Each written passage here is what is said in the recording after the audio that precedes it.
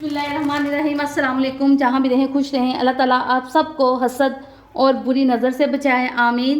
उम्मीद करती हूँ कि आप सबकी बड़ी बेहतरीन गुजरी होगी, अच्छे तरीके से आप लोगों ने एंजॉय किया होगा। गर्मी बहुत ज़्यादा है, इसलिए हमने भी ईद के कुछ दिन तो हल्का फुल्का लाइट सा बनाया है। आज बाहर बड़ी अच्छी हवा चल रही है, तो सोचा आज मैं अपने बच्चों के लिए बनाने लगी थी पुलाव।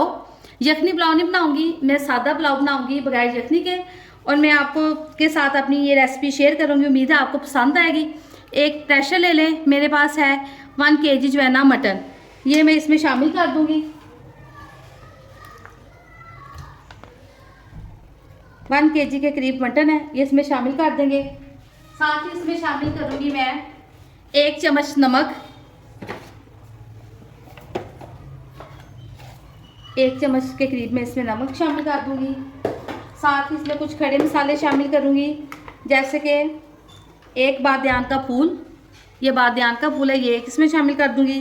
2 से 3 लौंग शामिल करूंगी, और एक जो टुकड़ा दालचीनी का इसमें शामिल कर देंगे। साथ ही मैं इसमें शामिल कर दूंगी आधा गिलास पानी, साथ इसमें शामिल कर दूंगी आधे गिलास के करीब पानी, और इसको लगा देंगे ढक्कन लगा के इसको रख देंगे, और इसके ऊपर दे देंगे विसल। जब ये विसल चलना स्टार्ट हो जाएगी तो हम इसका टाइम नोट कर लेंगे। 10 मिनट में जो है ना ये गल जाएगा। 10 मिनट के बाद फिर हम इसको जो है ना खोल के देखेंगे कि ये गोश्त गल गया। उम्मीद तो है 10 मिनट में ये गल जाएगा। उसके बाद मैं आपके साथ शेयर करूंगी अपने सादा से पुलाव की रेसिपी। एक कढ़ाई चूल्हे पर रख लें। अब हम इसमें डालेंगे कुकिंग ऑयल। बिस्मिल्लाहिर्रहमानिर्रहीम। मैंने लिए थे 2 गिलास चावल, उनको आधा घंटा पहले मैंने अच्छे से भिगो दिए थे। अब वो चावल अच्छे तरीके से जो है भीग चुके हैं। अब सबसे पहले कढ़ाई में कुकिंग ऑयल डालेंगे, फिर इसमें शामिल कर दूंगी एक बड़े साइज़ का कटा हुआ प्याज इसके तड़के के लिए। प्याज जो है वो लाइट ब्राउन सा होना स्टार्ट हो गया। इसको ज़्यादा ब्राउन नहीं करेंगे, बस लाइट ब्राउन सा करेंगे। प्याज जो है हल्का सा ब्राउन होना स्टार्ट हो गया है, आप देख सकते हैं। अब इसको हम थोड़ा सा मज़ीद ब्राउन करेंगे, फिर हम इसमें बाकी चीज़ें जो है ना वो इसमें शामिल करेंगे। ये मटन पुलाव इतना मज़े का बनेगा ना, सादा सा और हल्के फुल्के मसालों के साथ बनाएंगे, ज़्यादा स्पाइसेस नहीं डालेंगे। तो ये आप जब एक दफ़ा इसको ट्राई करेंगे ना, तो फिर आप बार बार ऐसे ही बनाएंगे, यखनी पुलाव को भूल जाएंगे।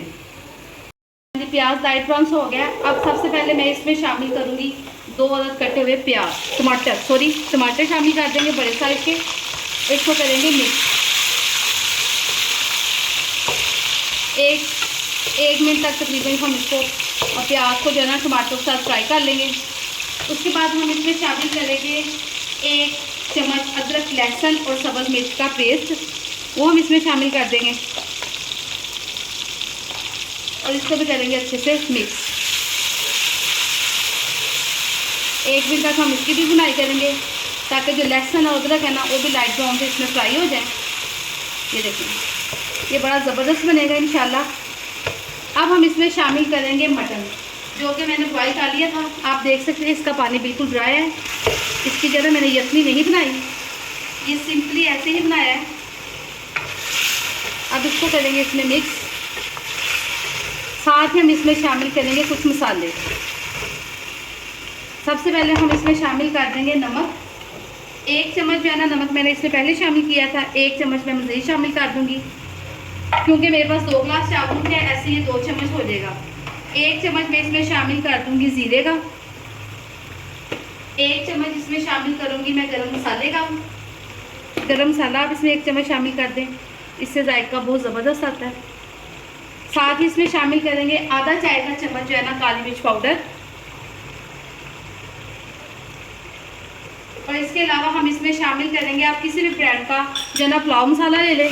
मुझे ज़्यादातर शान की प्रोडक्ट्स पसंद है, तो मैं इसमें थोड़ा सा ना शान का पुलाव मसाला मिक्स कर दूँगी। अब मैं इसमें सुरख मिर्च ऐड नहीं करूँगी, क्योंकि मेरे बच्चे जो है वो ज़्यादा स्पाइस जो है ना वो नहीं खाते, इसलिए मैं इसमें सुरख मिर्च ऐड नहीं करूँगी। अगर आप लोग करना चाहें तो कर लें।